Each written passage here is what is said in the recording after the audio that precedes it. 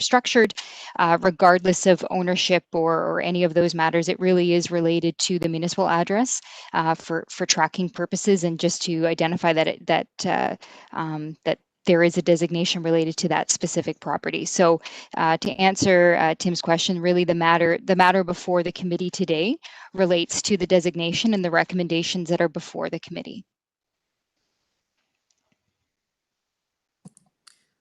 Thank you, Anita. So we have two of our delegates have requested to respond.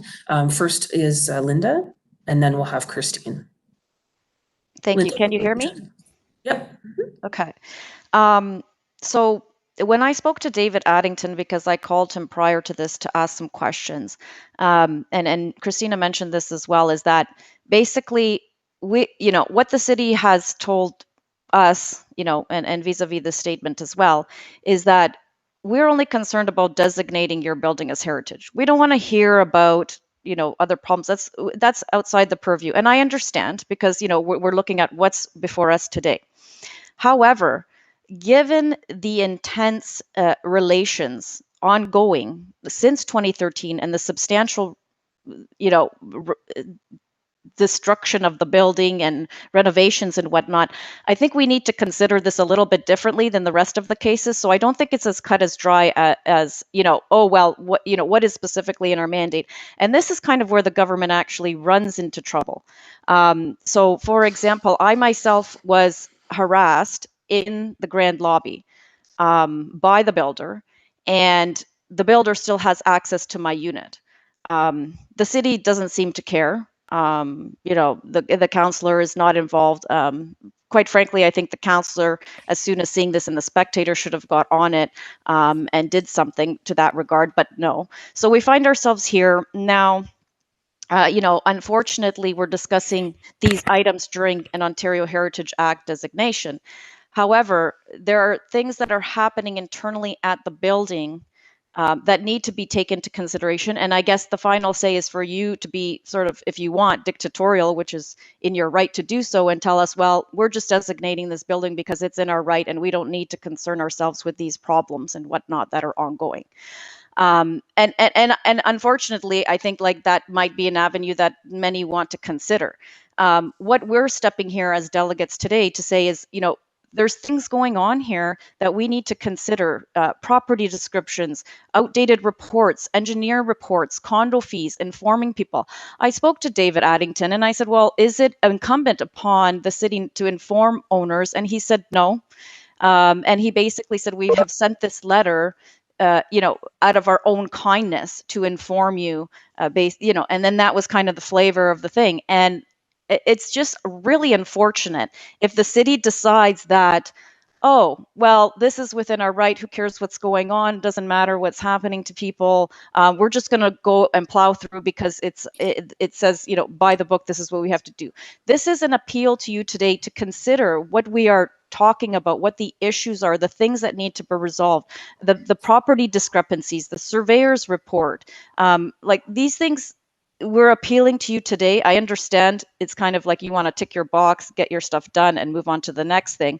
But this is a huge issue. And the fact that the Royal Connaught is an iconic entity within the city of Hamilton, and this is ongoing, and the city does nothing and doesn't really get involved or touch it, is kind of bewildering to me and others. I'll say that if there are a few. So it is really an appeal to say, this is kind of, you can tell us in a dictatorial fashion, no, we're only here to discuss this, and we're either going to approve or disapprove the designation. But there's intricacies that need to be put into the report that were not. I noticed there's also changes to the report. So I had received the report from David Addington earlier, and then there were changes to the property description. I mean, it said 882 to 112. This morning I look at it and it says 110 to 122. Like, I mean, this is just a very hasty process that has gone on without consideration of the items. Sorry for going on, but it's a very contentious issue with us. To the point, previous question regarding, the collaboration, there is none. The builder, the condo 1 and condo 2, I mean, I've had horrific experiences myself here. Every time I walk out of my door, I have to think, who's there? Who's going to talk to me? Who's going to approach me? Because I get accosted. Why am I getting accosted? Because I'm trying to tell people the truth about the building, what's happening at the building, what we were promised, what wasn't delivered. And I just keep getting harassed and violently attacked here. Now, I also, in full disclosure, had conversations with the police. And and I told them what has been going on here, because I do fear for my safety. I had to get extra security on my doors, and so for the committee to just kind of gloss over that and say, well, that's not our problems to solve, I understand, but at the same time appeal to the humanity, and ask that you step in and deal with this properly. That's all I have. Thank you, Linda. We appreciate those comments. Christina, would you like to follow up with your? Yeah, thank you. So I understand that the Heritage Committee's jurisdiction does not necessarily involve some of the items that we've been talking about today. The purpose specifically for me is the purpose specifically for me speaking and joining this meeting today is just to bring to light some of the intricate complexities of the site for you to consider in your heritage designation, specifically some of the items that I mentioned in the report saying that financial implications are not applicable. I believe, it is my personal opinion as an owner, that the owners have been taken advantage of during this purchase process, where we are being charged an astronomical amount of money to walk through our lobby, among other complexities as well that are financially impacting our owners.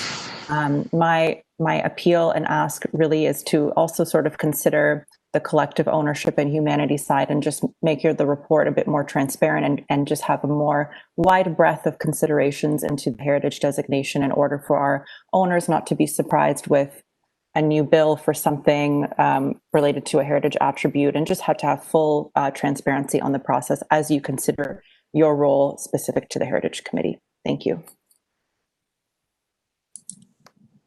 Thank you, Christina. Anita, just a question that has come up as discussions have happened. In regards to there being multiple owners and potentially down the road, if someone is asking for grants and loans, do you foresee how that all would sort of play out as to who's making applications, who's submitting for permits, who would actually be able to receive those funds? Just because it is such a complicated situation, I don't even know that there is a precedence in the city with that number of different condo groups.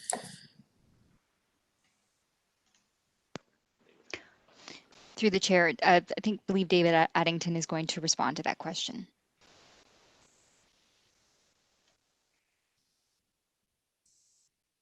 Through the chair, yeah. So we've got another condominium building. The Piggott building is also a condominium, and so it's the condo board, the registered owners through the condo board are the ones who apply for any heritage permits, and similar for any grants as well.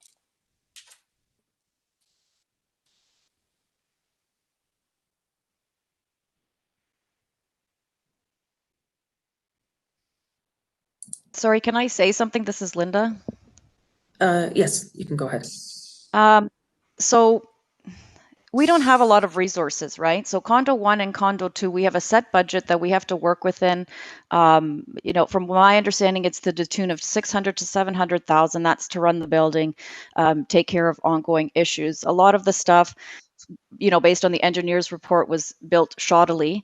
So we're going to have to take care of that. So, as Christina mentioned, there's a lot of things going on. But with regard specifically to the loans, we don't have the funds or expertise to put together a request to the city. As a business owner myself, I understand the process and, the proposals that are delivered, and everyone has a different process, whether you're federal, provincial, or municipal, and that's also changing because it's going online now. I understand all of that.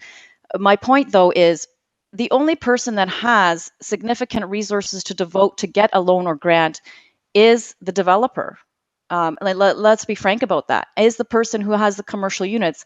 They've also benefited from the tax relief that the city has provided. Now they will benefit from this loan and grant situation that is happening with the heritage attributes. And that's why my question earlier was, if the developer gets it, do we get it? My sense is no. Quite frankly, but these are some of the issues that come up. We don't have the resources that the builder has. And so what's going to effectively happen is that all those loans and grants are going to go to the developer, working in conjunction with city staff and existing ties, and we're going to get nothing. And that's how I foresee it going, unfortunately.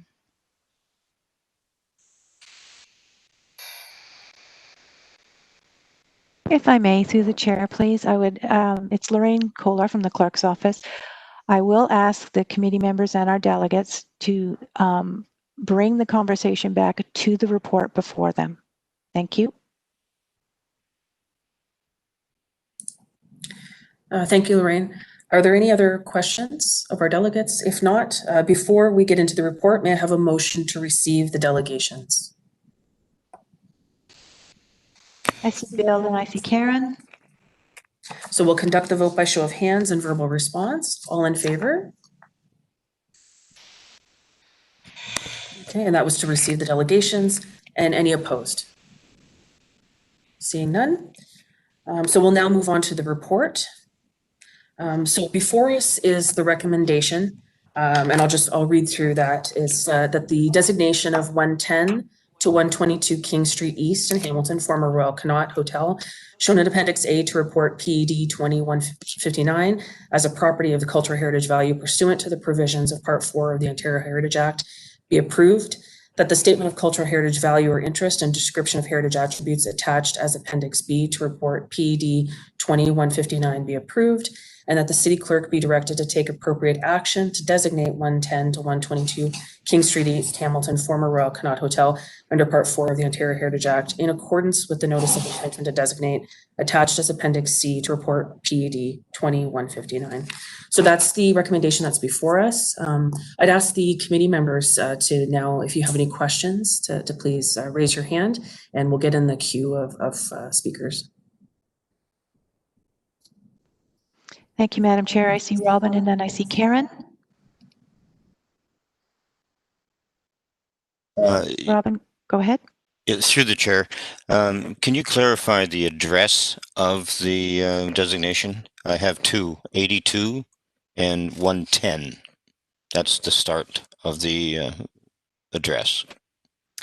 To the chair, yes, the address is 110 to 122 King Street East. I believe it might have been Linda who mentioned that there were initially it had been indicated 82 to 112, I believe. I was notified actually afterwards that the 82 has been retired. After the condo has been registered, the new address is in fact 110 to 122. So I wasn't aware of that at the time where I first drafted the report, that the addresses, were 110 to 122. So at this stage, the address provides a descriptor of where the property is. When it comes down to the eventual designation bylaw, which would have to be approved by council after we send out the notice of intent to designate, we will have the 110 to 122 address pertaining to the property. But what's very important is that we have the legal description correct that pertains to the property. So that's where the designation bylaw gets applied to the title of the property. So that's what's very important as well. So at this stage, it's really a descriptor of where the property is, and it doesn't exactly have any sort of legal status right now. Thank you. Karen? Thank you. Yeah, I guess really what I wanted to make sure was if there are inaccuracies in the report, as was stated by some of the presentations, if those are able to be at least looked at and corrected if necessary, that would be good.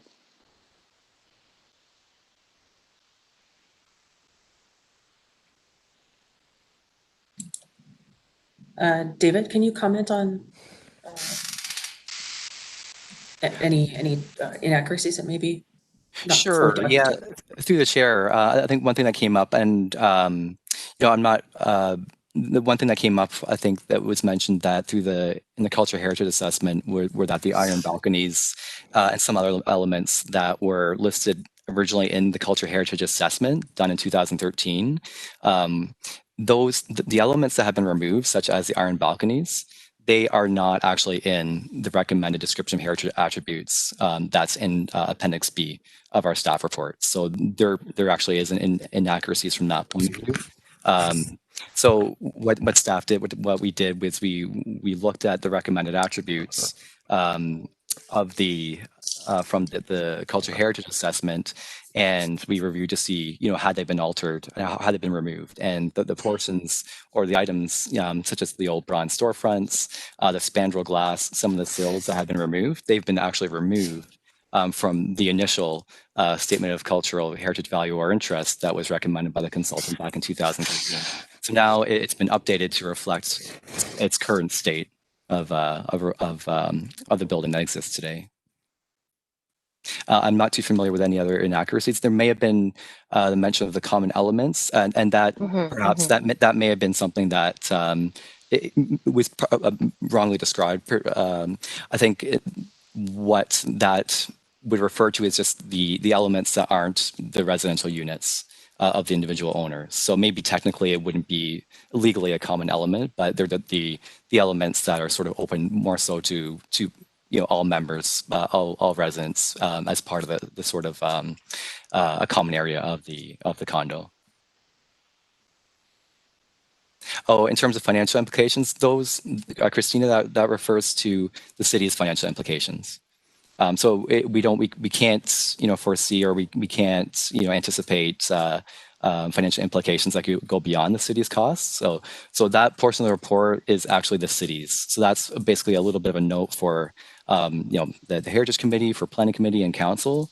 So the councillors know, and the committee members here know, that there's no budget from the city that's being applied to this. Further budget. There was a budget back when we contracted and retained the consultant to complete the cultural heritage assessment, as is a normal practice. But that's been that was back in that's passed now.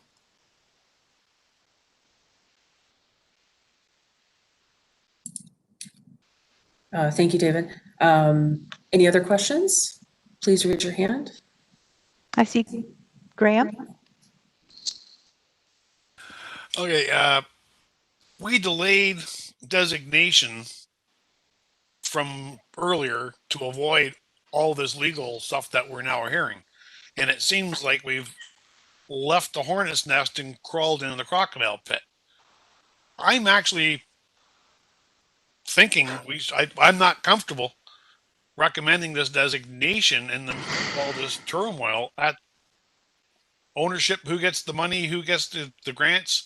None of this is decided. I'm really uncomfortable.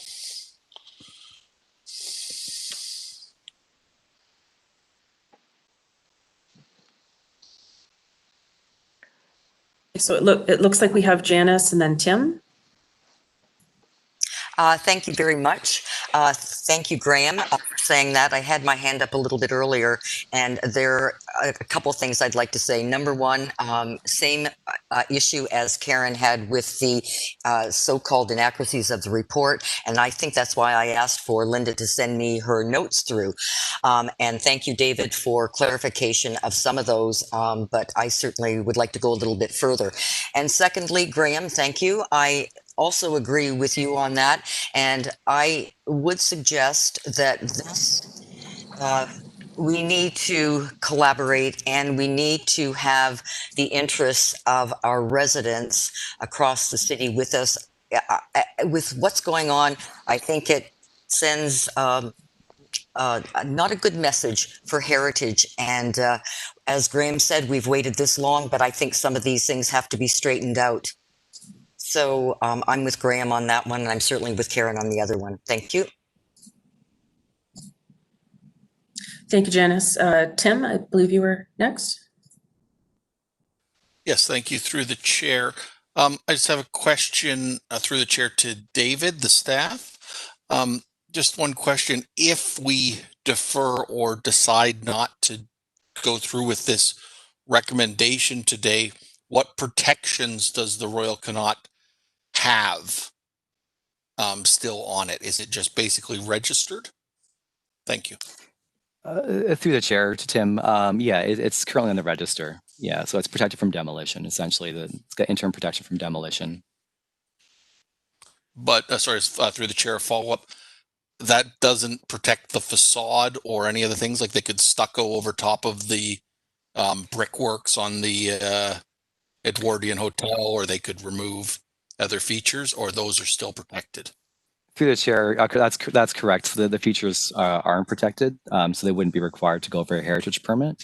So yeah, we can't give our 2 cents in for that. Unfortunately, it's just, you know, if the building was, you know, if a demo permit was applied for, then we'd have a 60-day interim review period. But we don't have any protections over the actual attributes at the moment without it being designated. All right, so then my final comment, I'm going to have to kind of disagree with Graham and Janice. I feel we've waited too long, and we've already seen bits of things disappearing from the 2013 era. I think it's gone long enough. I think it's time to preserve what we have left, is my opinion. I would like to see this go forward.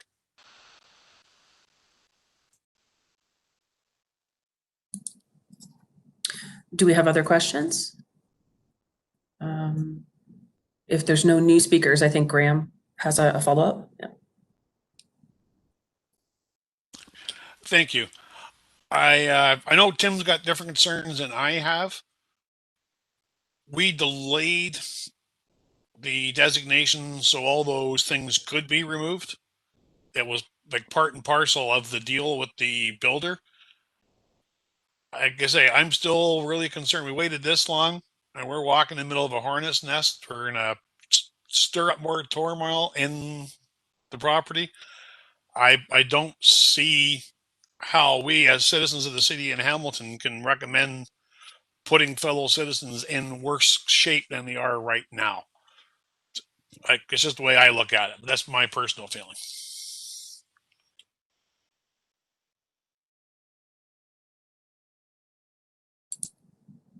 We've got Bill and then David. Have questions, Bill?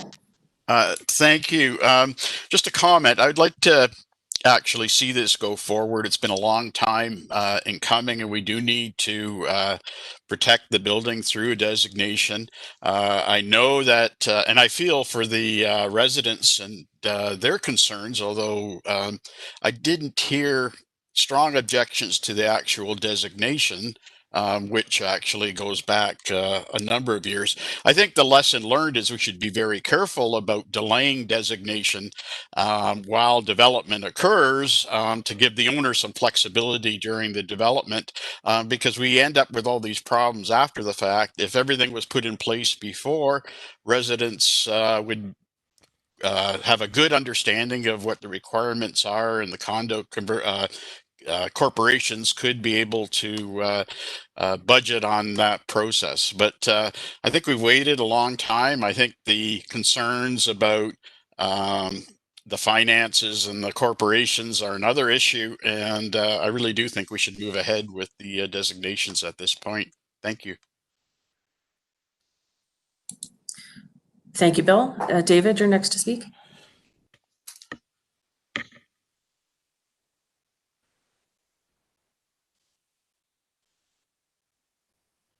David, you're muted. Please unmute your headset. We cannot hear you. No, we cannot hear you. You keep muting yourself. I've unmuted you. You keep muting yourself, David, please. Try it now. If it's...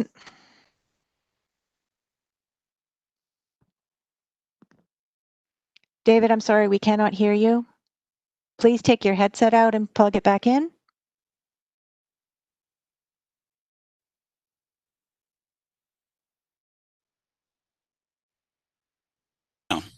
There you go. Now we can hear you. I will unmute your mic. You don't need to do it. Yes, because you do not need to unmute yourself. I will do it for you. With pleasure. Trouble with this last meeting. Yes, I agree with Bill that we need to look at the I am worried somewhat, however, on the legal implications as far as the designation is concerned, on who is being responsible here for the various grants and applications, and I'm not sure that we're really clear on what that legality. I don't know if there's someone can on staff because I'm not clear on who would apply for an application, who would be able to get. I don't know if this has really been established. Is there someone can answer this part of the issue?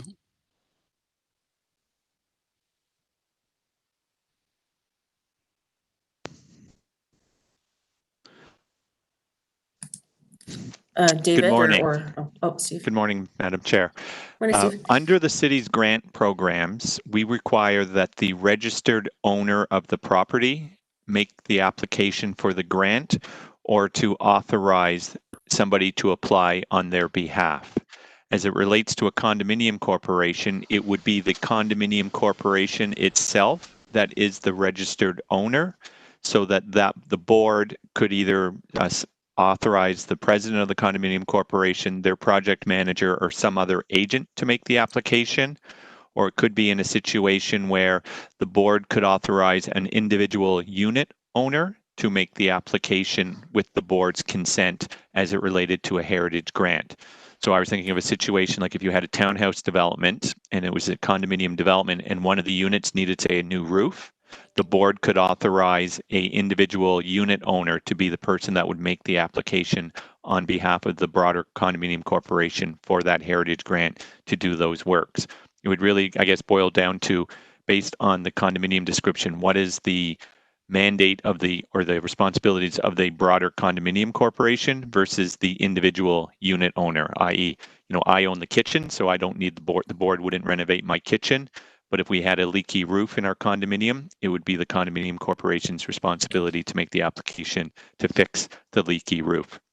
So that would be the way the situation plays out. It has to be the registered owner or their authorized agent, which would require a letter and the consent of the owner to make the application for a grant building. That would even go for a building permit or any other municipal approval required in the city of Hamilton, including a site plan amendment, minor variance, et cetera, et cetera.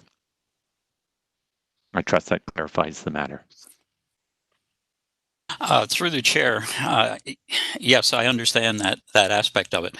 However, we have more than one interest here. We have the condominium corp, we have the owners, and I'm not clear exactly how many interests we do actually have in this case.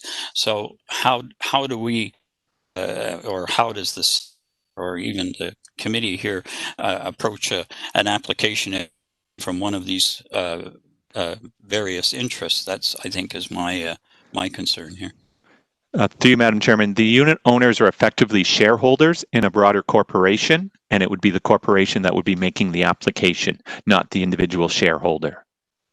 So if I own unit, 702, but that's part of a broader condominium corporation.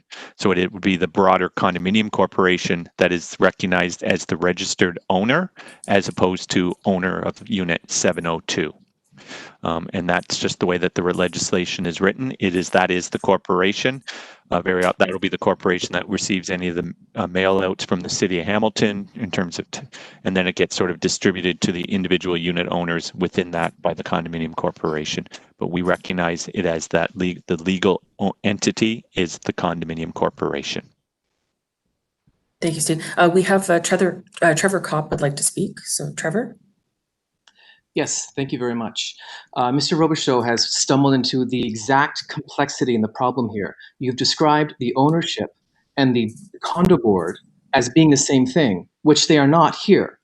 We have the builders who own it. We have one condo board who runs it, and we have a second condo board who also runs it. So the legislation makes perfect sense, and that's how the building should be run. The lobby in our spaces should be run under one condo board, and that's exactly what we don't have. So the owners, do they make the application, or does the condo board 1 make an application, or does condo board 2 do it, or do condo board 1 and 2 have to coordinate? We have no idea. And at the end of the day, what's going to happen is the builders are going to use this money as a cash cow, and no one's going to be clear on how to proceed. Thank you very much. Madam Chairman, it would be the legal owner of that unit. Because there are multiple condominium corporations envisioned in the ultimate development of this property, it would be based on the registered legal condominium owner who owns that portion of the building that would be subject to those works. And then we would evaluate whether or not they would be eligible for a heritage grant or a loan. So I cannot apply for a heritage grant for my neighbor's property, and the neighbor cannot apply for a heritage grant for my property and then do work on their other property. It has to be the property that is subject to the works and who is the legal owner of those properties, that property that is subject to the works. But It is not, so sorry, sir, that's the way it looks at, and we require the owner to confirm their ownership, and that is looking at the works. I understand that it's a multiple complex condominium arrangement with multiple condominium corporations owning this property in this collective property, but it is based on the legal description of that condominium that's legally registered at the land registry office.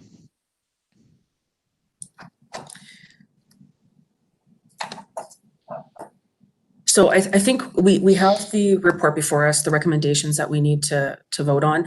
If there's no other questions from our committee members, what I would like to ask, and maybe Steve, you could add some input into this, is we have two issues that we're dealing with. One is the designation and what we need to deal with under the Ontario Heritage Act. We also have to recognize, and we've acknowledged that there are some challenges within the property ownership, the condominium board, and that they're having some difficulties. I'm just wondering if there is a portion of the recommendation we could make that there's follow-up with staff, there's support to the condominium, if there's maybe something that we can do as another recommendation to, if the committee is wanting to follow through with designation, but we are absolutely concerned for the residents of the Connaught and what they're going through. Just if there's something that we can offer where the city can help them and maybe even if it's advice and ongoing feedback, which Steve, I just wonder if there's anything that. What I would suggest is, Madam Chairman, the committee could refer the public delegations and their submissions to city staff, and then we can then report back in terms of what, if any, role the municipality has in these issues, and or what, if any, advice that we can provide to them, and we will just put that, we will report back on that.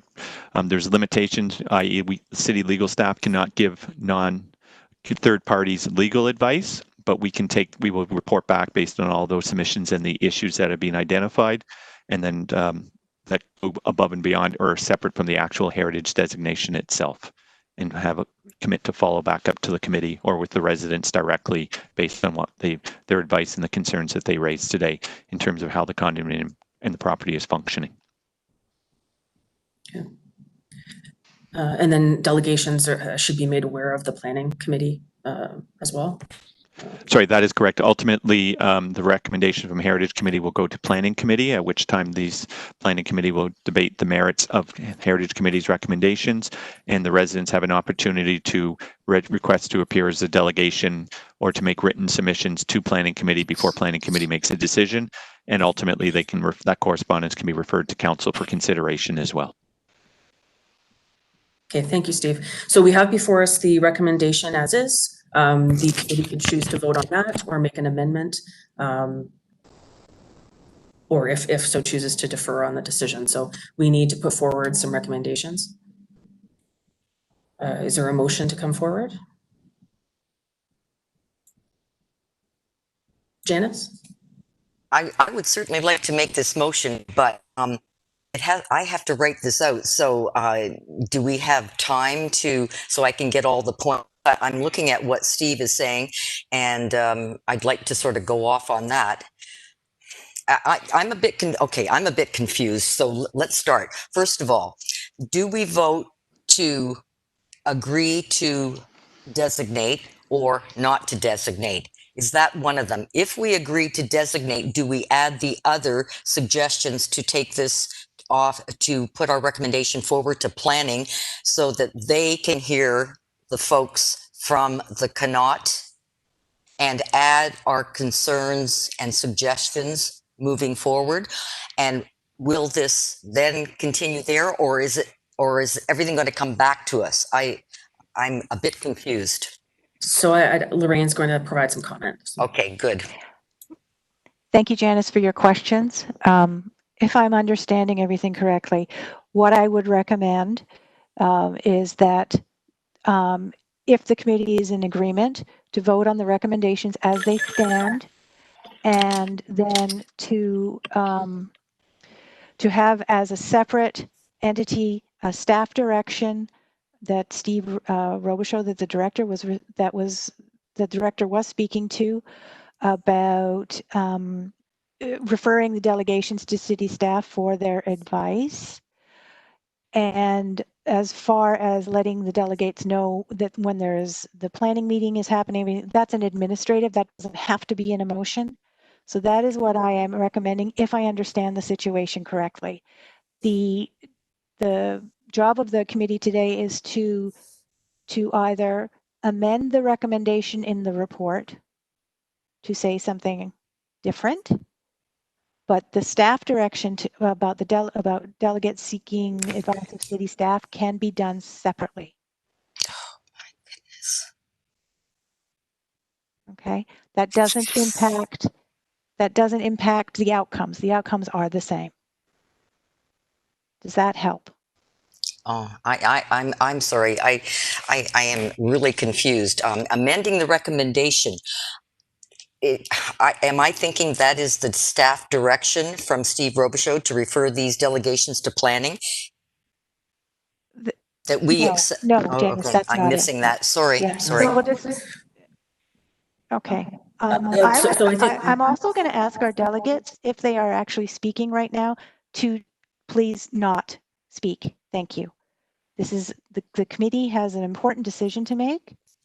And if your microphones are not muted at the moment, please mute your microphone. Thank you. So Janice and committee members, back to what we were saying. The recommendations are before you.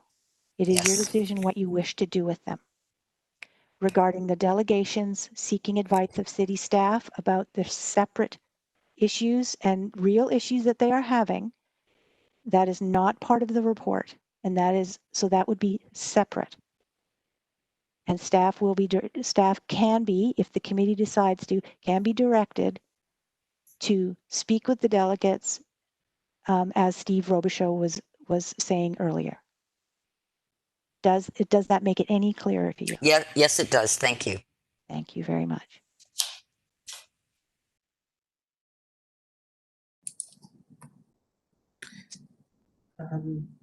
So again, so we've got before us the recommendation A, B, and C.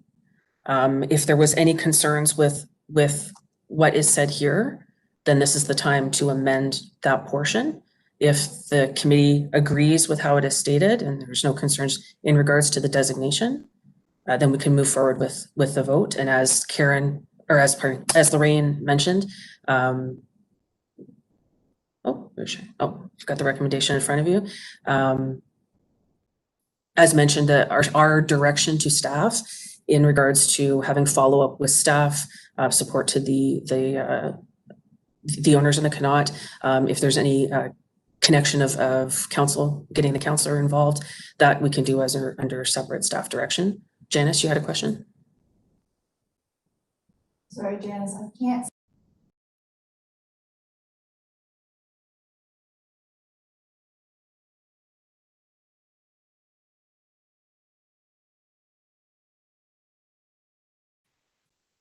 Yes, I was just saying I'm starting on that first amendment. So I'm getting that written. I can start it if you'd like to hear what I've said so far. Okay, so I think what we need to do is, if we're not amending the recommendation or we're not deferring, then we need to vote. So and we'll deal with the direction to staff as a item immediately following this. So what is the committee's wish to do? We've got before us those recommendations for designation. Do we have someone to put forward that motion?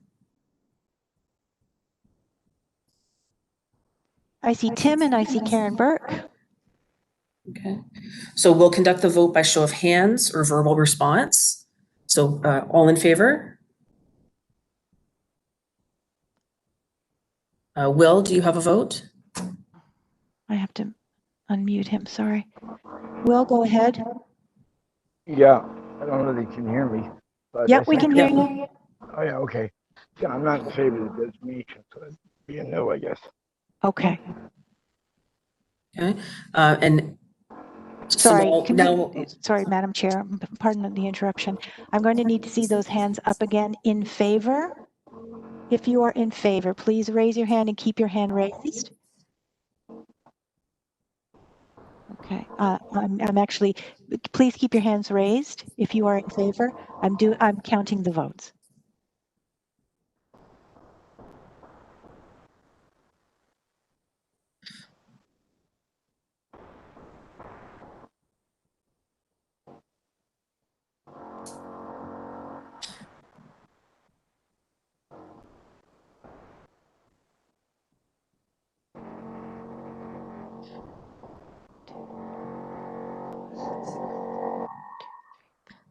Thank you very much.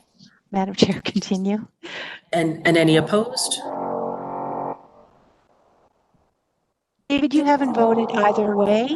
Are you in favor or opposed? Just raise your hand. If you're in, are you in favor or opposed? Okay, I cannot. Sorry, David, are you in favor or opposed? In favor? Thank you very much. I am asking you to raise your hands when I speak. Thank you. Yes, I'm. And okay, and now opposed, I see Janice. And Will, I understand you are opposed as well. Is that correct? Correct. Thank you very much.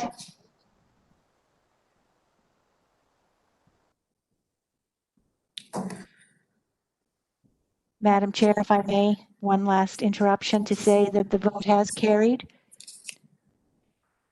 7-2. Thank you for your patience. Okay. So thank you everyone for going through that debate. Thank you for all of the delegates. I think now we'll move on to our direction to staff, as we had discussed. Janice, did you? Hey, Lauren, thank you. I'll give it a try. I'm not so good quickly off my feet writing. So an amendment to this recommendation that the Janice, sorry. let's just be clear. It's not an amendment to the recommendation. It is staff direction. Yeah. So Okay. what do we call this? What do we call this then? Staff direction. That's it. Okay. That is that. Staff direction that the Hamilton Municipal Heritage Committee recommends that. Oh my God, where did I put this? That the delegations be referred to staff. The Hamilton Municipal Heritage Committee recommends that the delegations and the or owners be referred to staff for further assistance and support. Terrific. With regard to issues regarding the multiple condominium boards involved. Thank you. Thank you, Janice. And just a question to David and Steve or Anita. Has Councillor Farr been kept up to date with what has been happening? Otherwise, we should include that as part of our direction to staff. Through the chair, yes, he has been kept up to date. He's aware of the proposed recommendation. So should I include his name in this as well?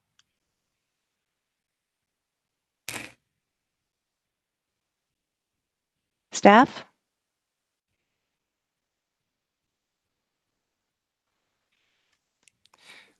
Through the chair, just consulting with Steve Robershow. No, it would not be necessary. We will consult with him, but it would not be necessary to put his name in the motion. Thank you. It looks like we have Robin with a question or comment. Yeah, just an add-on to that is that what we heard today was that there was 3 issues with ownership, the 2 condo boards and the developer. I have made a note. Thank you for that addition.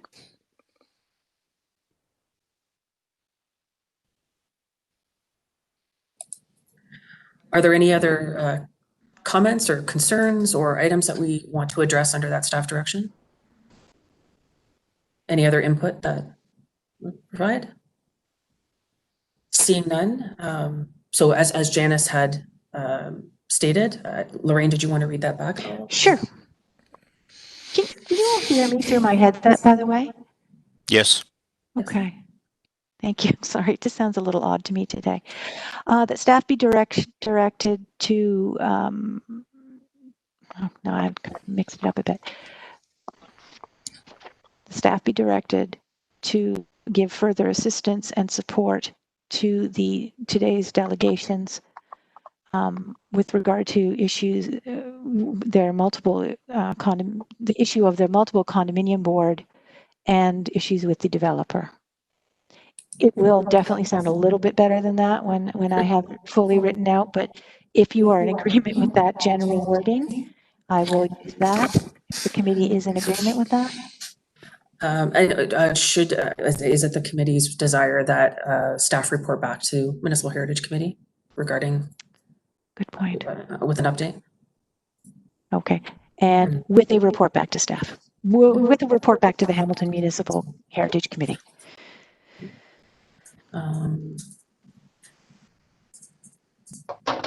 And Robin, I think you had a follow-up question. No, I thought it was the vote.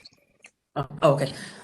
So we have as stated the direction to staff with report back to Municipal Heritage Committee for our delegations that are still listening to the meeting procedures. So we'll have this as follow-up back to the committee, as well as the we can look at the watch list, having it as a follow-up item under our watch list. So, so we have the recommendation for staff direction. We'll call the vote now by show of hands or verbal. All in favor? Thank you. Will? Yes. Thank you. And seeing no opposed, that recommendation is carried. Thank you, everyone. All right, so we will now move on to item 10.1. Madam Chair, I see Robin waving. Oh, yes. Hello, Robin. Hi, through you. I have just a comment, is that this ugly head might rise again with the Houston condo.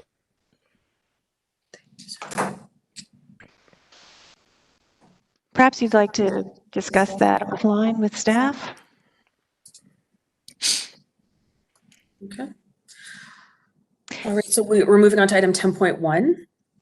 So this is in regards to the designation of 1389 Progreston Road in Carlisle, Flamborough, Evergreen Farm under Part 4 of the Ontario Heritage Act, PED 20-125, Ward 15, deferred at the August 20th, 2020 meeting. So as this report is deferred from our August meeting, I'll ask our delegate to speak first. So Mr. Dennison, Jack, are you there? Yes, we see you. Welcome back. So you have 5 minutes for your delegation. Can you hear me okay? Yes, we can. Okay, thank you very much. First off, I'd like to say thank you to Miranda, Janice, Karen, Graham, and I hope Graham's going to make it back from his daughter's dentist pickup, Alyssa and Lynn for coming out to 1389 Progression Road, and we had a very pleasant visit that morning. So thank you to all who participated. So first question is, I hope you all have your 2 pictures in front of you, which show the before and after I'll refer to as. And I also will go straight to the, and it was in the addendum, I had trouble finding it yesterday, the proposed agreement, re 1389 Progression Road, Carlisle, Flamborough. Does everybody have that in front of them?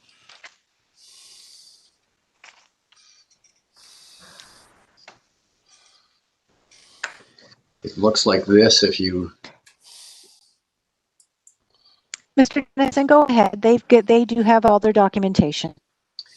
Okay, my first suggestion with respect to that proposed agreement is that we delete the term Evergreen Farm. I'll discuss that a little bit further because everybody has agreed, the experts have agreed that it was never a farm.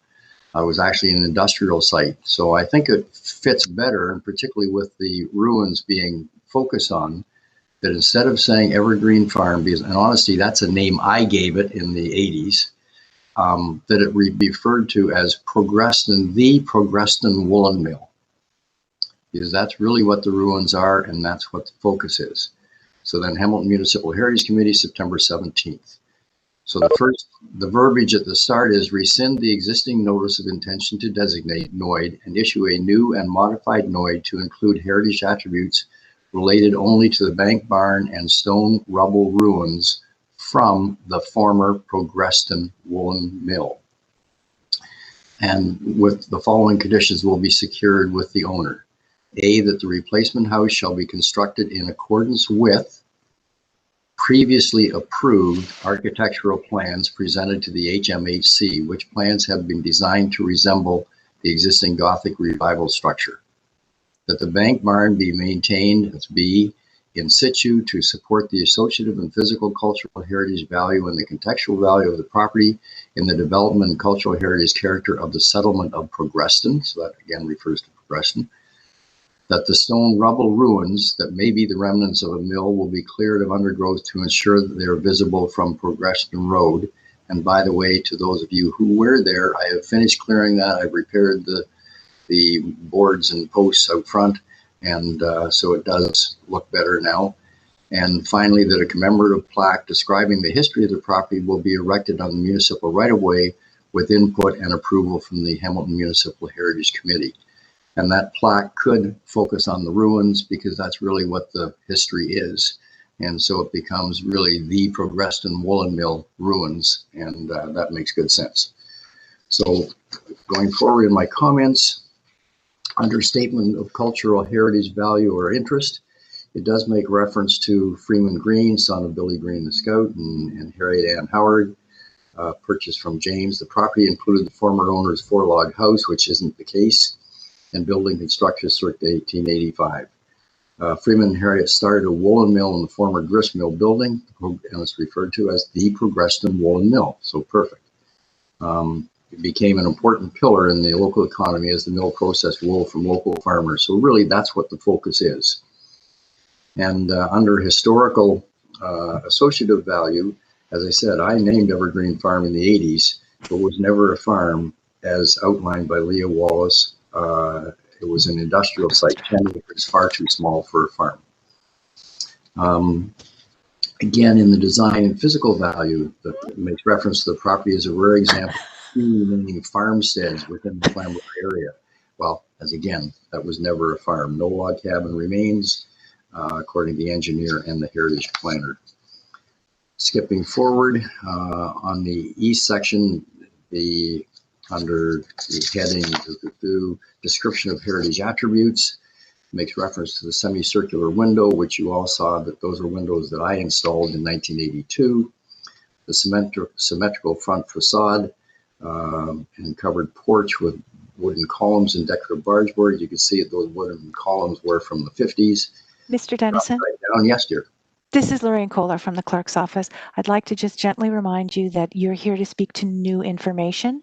The committee already has the information that you are referring to, that they are aware of it, and I would hate for you to waste your delegation time speaking to something that you have already discussed. Thank you. Okay, thank you. I'm just highlighting food columns from the 50s. I'm really pretty well finished. The only thing I wanted to add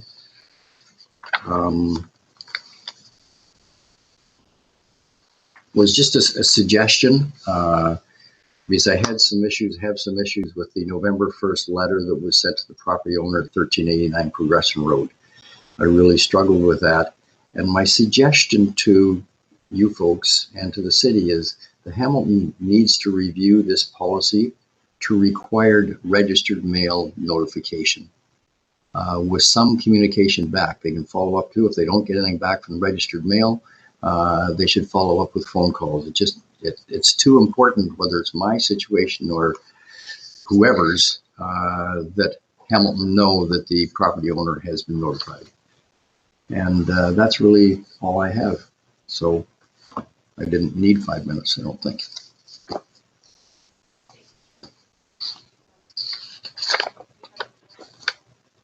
So I'm done. Any questions for me? Go ahead. Any questions? Graham, I see you. Yep. Janice, I think. And then Janice after Graham. Thank you. Okay, Jack, just reading through the description of the heritage attributes, it doesn't actually say round windows. It does say rounded window, segmentally arched window openings. So they're referring just to the openings, not the windows that are inside. Okay, that's fine. Yep. Thank you, Brent. Welcome back. Thanks.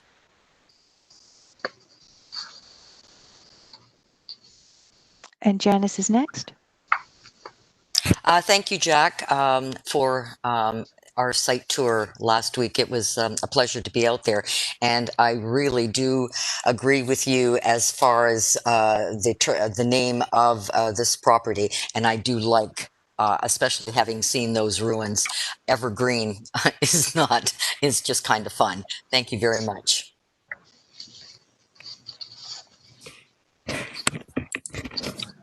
Are there any other questions of our delegate? If not, may I have a motion to receive the delegation? I see Tim and I see Janice. So by way of raise of hand and verbal vote, we'll take the vote. All in favor? Thank you very much. And just one final check with Will. Will, this is for the delegation that we just heard? Yes. Are you in favor?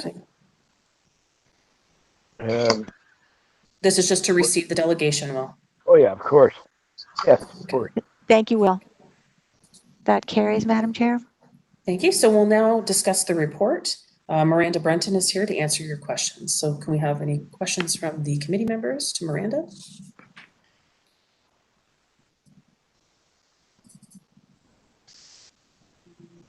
I see Robin's hand up.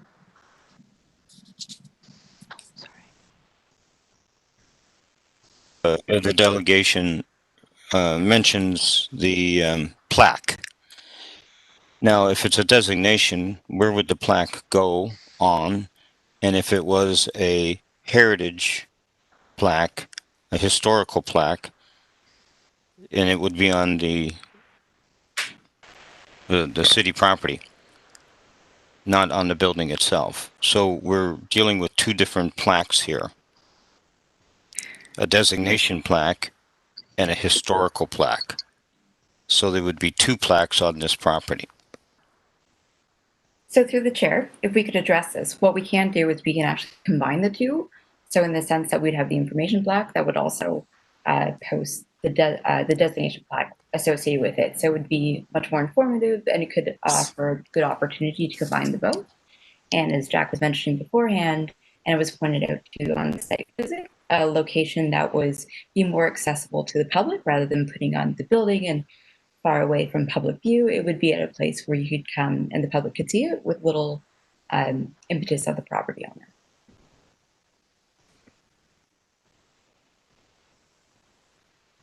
Robin, you have a follow-up question? Just to comment that that plaque does not exist. That would be a new plaque subject to cultural department. There is a designation plaque. There are historical plaques. So through the chair, it also depends to the route that Jack decides to take for the erection of the plaque. So for example, if this is something that he's going to do himself, he can choose the route of having it prepared and done through the city of Hamilton, or he, based on the information that we provide and work together with and approve, can be done by himself. That's correct. Yep.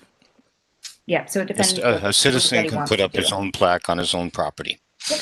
Yep. I see Tim as our next speaker, if Robin is finished. Thank you. Go ahead, Tim. Yes, through the chair to Miranda.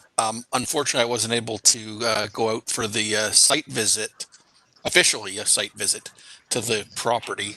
And I'm just wondering, to Miranda, was after this site visit, is staff's recommendation for demolition of that property after this most current one? Is that the consensus? So through the chair, thanks, Jim, for your question. So my recommendations remain the same as a report of which I presented to you last week. So what will be the forthcoming responsibility of the Hamilton Municipal Heritage Committee is to decide what recommendations they would like to put forward to council based on the review of the property, the information that was provided. Oh, so no change through the chair follow-up. No change to your recommendation has happened. It has remained the same after this current site visit. That's correct. So what we have before us and what was deferred from the last meeting was that recommendation of 10.1. So if the committee has the opportunity to either agree with that recommendation, make a change, or have to put forward a separate recommendation. As we look to that, I'll just read through the recommendation as a reminder. So that maintenance of the designation of 1389 Progreston Road, Carlisle, Flamborough, Evergreen Farm, shown in Appendix A to report PED 2125 as a property of cultural heritage value pursuant to the provisions of Part 4 of the Ontario Heritage Act be approved.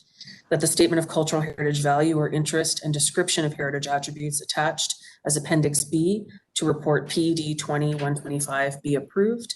And that the city clerk be directed to take appropriate action to continue with the designation of 1389 Progreston Road, Carlisle, Flamborough, Evergreen Farm under Part 4 of the Ontario Heritage Act in accordance with the notice of intention to designate attached as Appendix D to report PED 20125. So that is what's before us to vote on. And then it's up to this committee to decide whether we're voting for that, making an amendment, or opposing.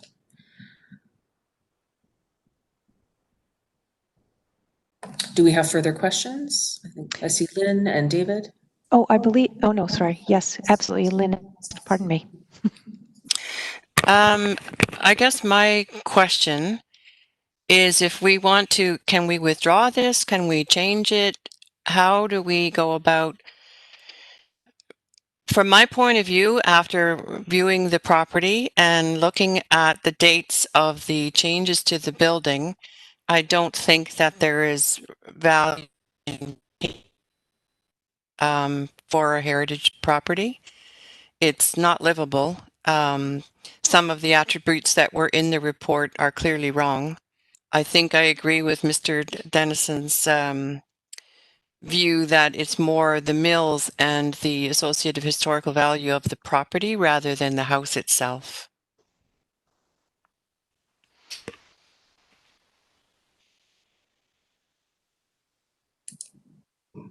So I think Lynn's question is if that is the feeling of the committee, what changes can we make to the recommendation? Mm-hmm.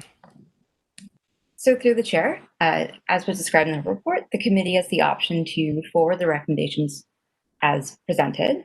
You can alter the recommendations if you wish. You can decide not to support it. We could work through together to put recommendations that sort of best reflect what the Hamilton Municipal Heritage Committee would like to forward to council. So for example, if we were looking at the current recommendations, it sounds like, and the Hamilton Heritage Committee can confirm, if they're supported of the designation of the property in general, and if for that, through looking at the description of the heritage attributes in the statement of cultural heritage value or interest, if they are in support of the statement of the cultural heritage value, but would like to change some of the descriptions of the heritage attributes. So for example, if they choose to remove the house from that and include the ruins, from there, then they can direct staff to take the appropriate actions to maintain the designation or at least move forward with it. They can also express their interest in saying that the Hamilton Municipal Heritage Committee is supportive of the demolition of the house, or if they're happy with the new house as was presented by Jack. And they can also express their interest in support of Jack's want to put in a commemorative sign. So these are all recommendations for the Municipal Storage Committee at that forwarded on to council. The recommendations you put forward are very helpful to council as they inform them of your opinions and thoughts. Thank you, Miranda. We've got David and then Graham. David? Can you hear me? Can you hear me? Yes, we Can you hear can. me? Yes, we can. I've been having trouble. Yes, we heard Lynn did go on this, who went on the site visit. Unfortunately, I wasn't able to make it either. But I was hoping that we'd hear from others who had gone on the site visit for their opinion on the situation of the building. It sounds like from Lynn's report that it is not worth saving. So maybe we could hear from someone else who went on the visit.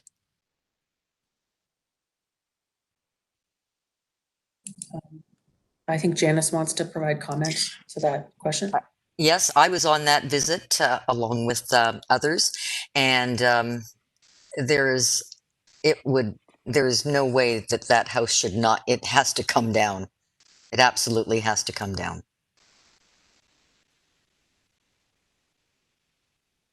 Okay, well, through the chair, since I wasn't on that visit, I think someone who was on it, that recommendation, if the case.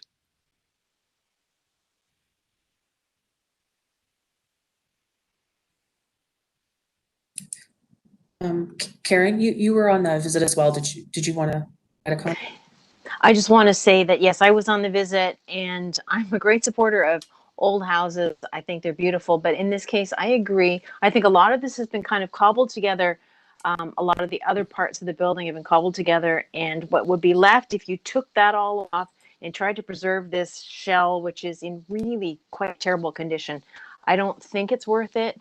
And I like the idea of it being, focusing on the historic mill, the ruins of the mill there, the grounds, the barn. I think that would be acceptable. And I was on the tour, so.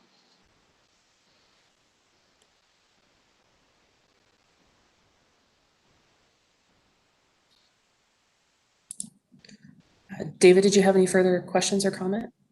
Otherwise, we'll move on to Graham. No, I didn't have any further. That was really all that I was asking. Thank you. Okay. Graham? Okay, with also being on the site visit, they could say that the house is in rather deplorable condition. There's not a lot of parts left worth saving. I can see there is some windows and stuff that should be salvaged, that kind of stuff. But overall, it's like every different owner added a piece to it. There is no flow to the house. It's just hard to describe unless you go inside it and see. The outside's in terrible condition. So I am thinking we should be amending the designation to include the property, the ruins, the drive shed, the barn. Talk about the historical significance of the industrial background of the property, all that kind of stuff. But the actual house would be putting a real burden on the property owner, asking him to put money into that building. And I don't know, it's just personally speaking for me, I don't see redeeming value to that particular building.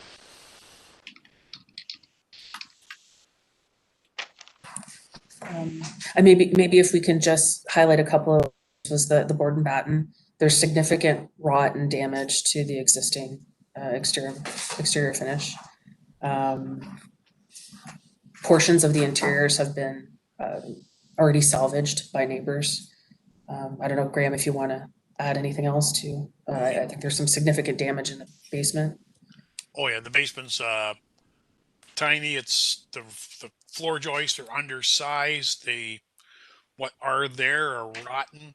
Some of them are like a 1x6 with a half round on it, like a log.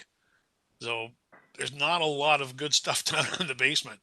The rubble foundation is really nice. It'd be nice if they could salvage those stones and make the display plaque base out of the actual foundation of the house. That would be a nice touch. If any members wish, I can transfer you the pictures I took of the property. I have like 60 pictures taken of various spots of the property, lots in the basement, a few inside, but you can really see the outside and how ramshackle it is. Even the one addition on the driveway side of the house that was put up after a 1952 picture I saw, and it's worse than the 1880 section of the house. It was not well executed. A lot of the stuff wasn't well executed. And even there's knob and tube wiring still through the house. Like it's crazy. One other thing to highlight, though, is that the proposed replacement house is substantially larger than the existing heritage home. So there is some impact on the property with the proposed new development. Yeah, I kind of worry about how far over the driveway it goes, but that's the property owner's concern, not mine. That's aesthetic for me.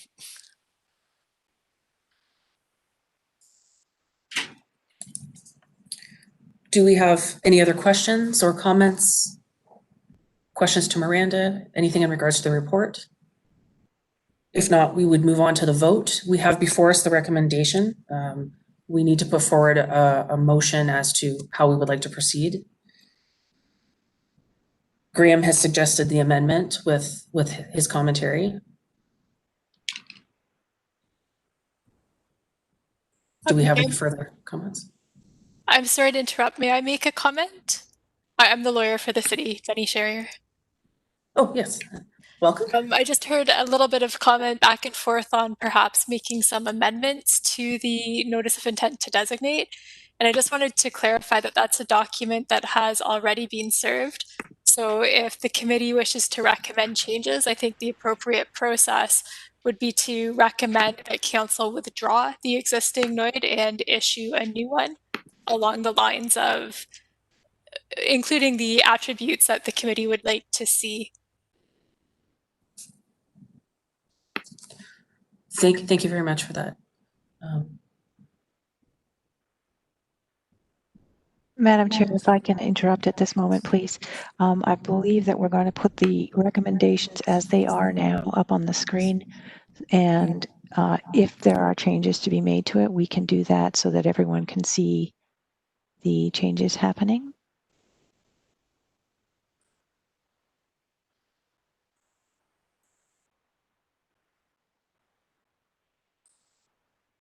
And thanks to Miranda for doing this for me. I'm unable to see the rest of the meeting if I share my screen. Not to worry, give me one moment. Thank you very much, Miranda.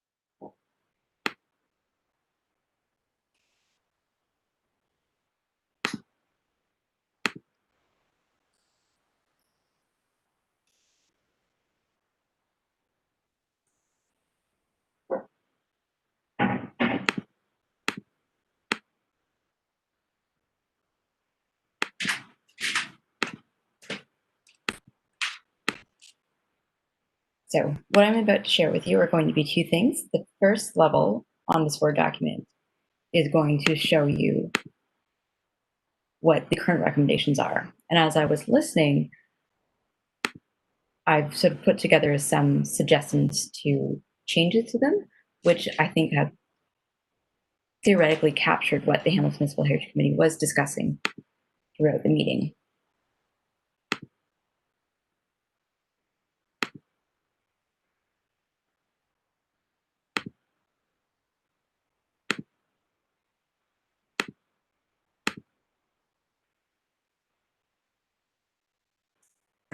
Here, so the first three that you see here are the current recommendations. Below, I've taken some changes to hopefully reflect what the Hamilton Municipal Heritage Committee was discussing. The first one being the same as please suggesting that the Hamilton Municipal Heritage generally in support of the designation of the property. And then as we go down, we discuss the specifics of what they are in support of and what they would like to see changed. I've captured that in recommendation B, which sort of shows that the description of heritage attributes be revised to exclude the house and include the stone ruins.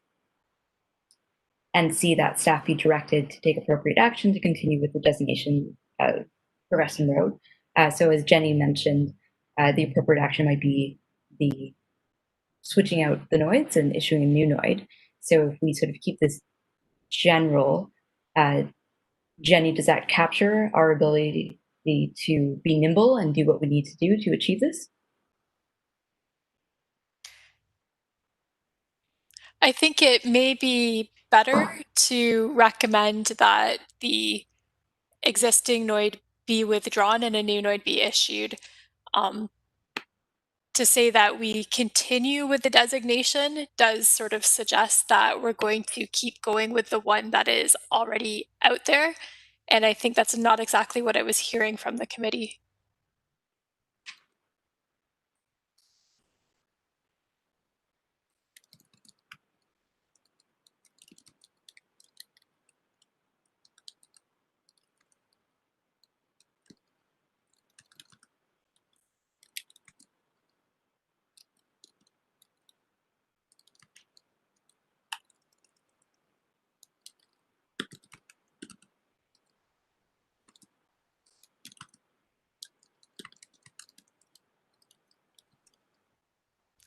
And sorry, I see as you're typing, staff wouldn't be directed to do this. We would be recommending that council make this decision. This is sort of out of the purview of staff right now because council has already issued a notice of intent to designate. So we would be having the committee recommend that council withdraw the noid that they have issued and that council issue a new or make a decision to issue a new notice of intent to designate based on the heritage attributes the committee is recommending be captured. Madam Chairman, Steve Robichaud here. Rather than trying to rewrite a matter that's currently subject to litigation and already is council approved, it may be better if we just get a direction that staff report back at the October Planning Committee with a report that would include the necessary recommendations and or any documents. And that way we would have time to prepare that and report back. And we would, as opposed to trying to craft something on the fly here at the committee floor that may or may not be procedurally correct and or legally correct, and I would hate to make an error and then have to come back. So given where we are in this process, is it the will of the committee that the former house be simply removed, and that would be sufficient in the direction, and that we can come back in October Heritage Committee with the report and with the necessary recommendations and attached documents that would then get forwarded to Planning Committee and Council for ultimate adoption?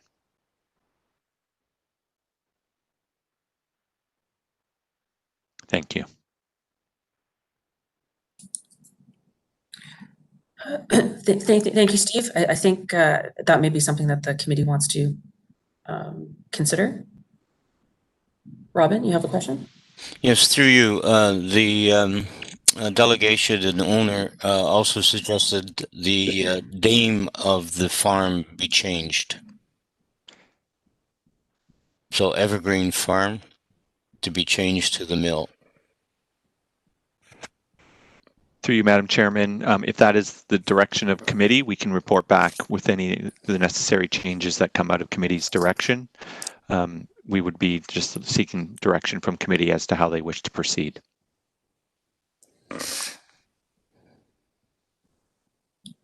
Thank you. Lynn, you have a question? Just basically a comment. I think the Evergreen Farm designation for this property was because that is what the house was known as when there was information done to have the various historical documents assembled.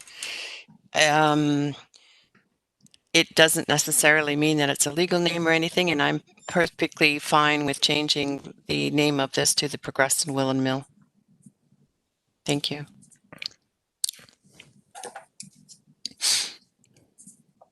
Thank you, Lynn. Do we have any other comments or questions?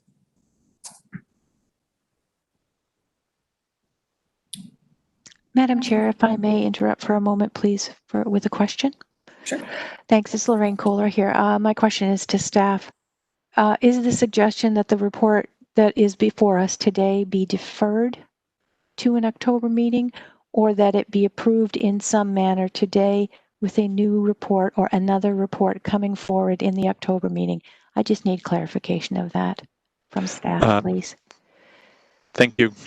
I would suggest that it would be that the report be approved as amended to delete any reference to the farmhouse, and that staff report back at October with the necessary materials to, I'm thinking a revised NOID or whatever that would be at that October meeting, and that everyone has a chance to see it. The issues. Yes. Is that right? Yeah. Thank you so very I think much, we would Steve. want to have the time to go through this and make sure that because it then is an important document ultimately that it gets done in a thorough and well thought out manner as opposed to trying to do it on the floor. Thank you. Thank you very much. Okay. So if I may continue, Madam Chair, through the chair. So the recommendation before you, what we're speaking to now is an amendment to the recommendation. And I believe it's removing the house, and staff will correct me if that is not correct. Thank you. I believe that captures it correctly. Thank you. If that's the will of committee, that would be the option. Yes, to of course. approve the staff recommendation as amended to delete any reference to the Evergreen house. Thank you. Got it. Thank you very much for the clarification. Committee members, is that, I guess now I have to give my mic back to the chair, who will do her job now. Karen, were you raising your hand to speak? No. So that is the recommendation that we're putting there. If we would need someone to put forward as a motion as we were in a seconder. So we have Graham and Janice. Before we take the vote, is there any other comments or clarifications we need to make? Seeing none. Oh, yes, Jennifer. Sorry, I don't want to interrupt again, but I did hear many of the committee members talking about the ruins, the rubble, and I don't believe that is captured in the current designation. So if there's a recommendation to include that, that should perhaps be noted as well. No, that's a good point. There's adding the ruins as well as right now, and maybe Miranda, you can speak to this, our discussions about the plaquing and what Mr. Dennison has put forward as property, the ruins, any of those items. Is that picked up, or should we be making a supplemental recommendation?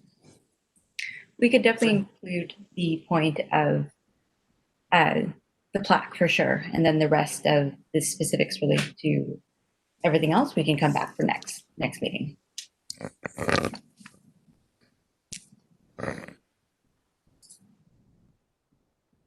Okay, so is the committee in agreement that we're adding the ruins and recommendations for plaquing for staff to provide, incorporate into the document? Graham, did you have a question?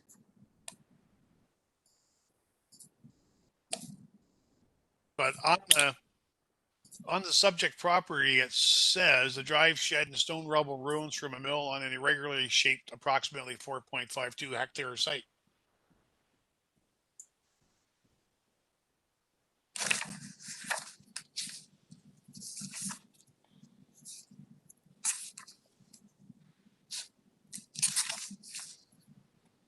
That's on page 2 of the report. Mm-hmm.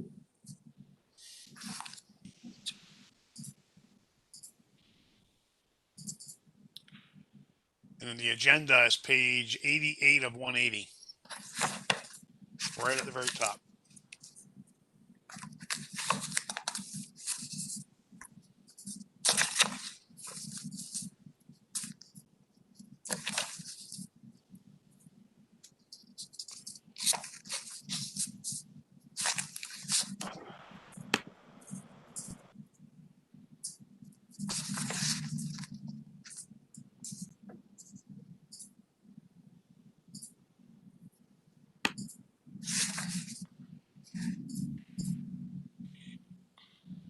But we're, okay, Graham, I may have missed something in the beginning of your, you were muted there at the very beginning.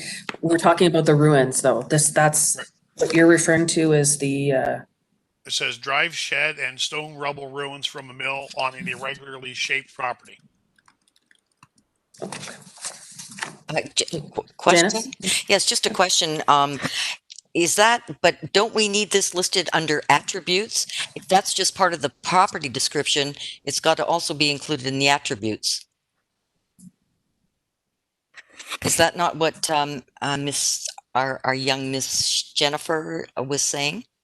Jennifer, I don't know. I forget your last name. Sorry. It's Sherrier. Thank you. Sherrier. Sorry. Thank you, Jennifer. Is that what you were saying that we should be including as part of the attributes?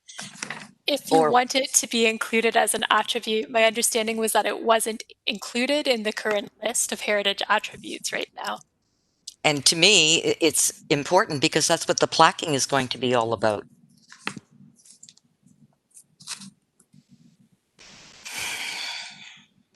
No, I would agree. I think we just need to reiterate that the committee recommends that the ruins be included, that we want to make sure that that is picked up.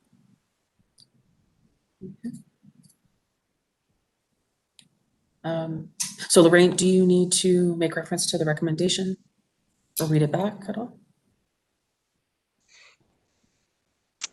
Yes, Madam Chair. So the amendment would actually be in subsection B, that the description of heritage attributes in Statement of Cultural Heritage Value or Interest attached as Appendix B to report PED 210125 be revised to exclude the house and include the stone ruins. Yes. And Miranda, can you just speak to, just so we're clear, just speak to that item that I think what Graham was referring to was the actual report, not the statement? Correct. So through the chair, what Graham was reading is the description of the property in the report. What we're speaking to is the description of cultural heritage attributes within the statement is significant. So although referred to in the report, it's what's brought forward in what's meant to be the designation bylaw that defines the attributes of the property. Yeah, as Janice, you had said. Okay.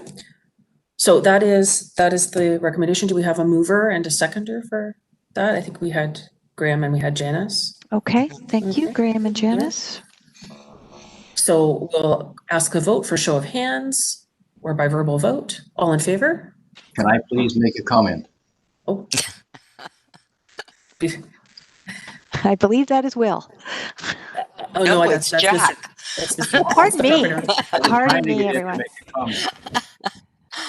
Sorry, I don't see you at the moment, Mr. Dennison, so if you've been waving madly, I have not seen that. Your video is off.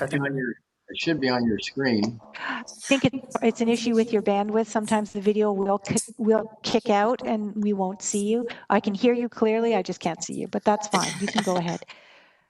Okay, about three things. One, I hope that somehow the document that the proposed agreement that I submitted will get forward, at least so we have that wording going forward. Also in Steve Robichaud's comments, he originally said that he wanted to, that this would then go to planning committee from here and not be coming, excuse my alarm, and not be coming back to the Hamilton Municipal Heritage Committee, I believe, other than for the plaque discussions. So it would go next to planning. And he mentioned that it would go to planning in October. And there's actually a planning committee roughly a week from now that it could perhaps go to. So can we get some clarity from Steve on the process and maybe from the chair on the process with respect to how this goes from where you folks are now through planning to council? And have you got my visual back up? I will have to defer, Steve Robichaud here. I will defer to the clerk to advise as to when the HMC recommendations will be going to planning committee, whether it's September 22nd or the October 6th heritage planning committee meeting. Thank you. Thank you, Steve. Sorry about that. I believe it will be the October 6th. Okay.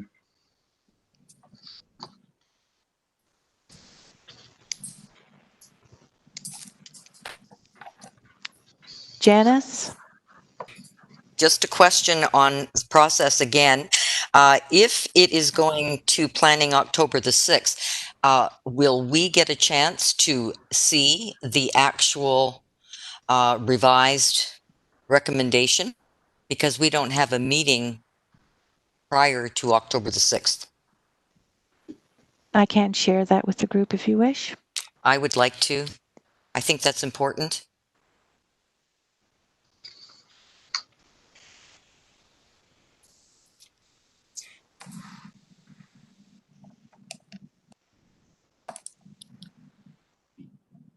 Was there any other questions that we needed to answer of Mr. Dennison? I think, are there any other questions of the committee? Otherwise, we were in the process of the vote. So we will have all hands in favor.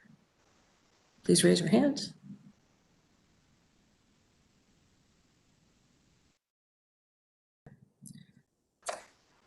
Thank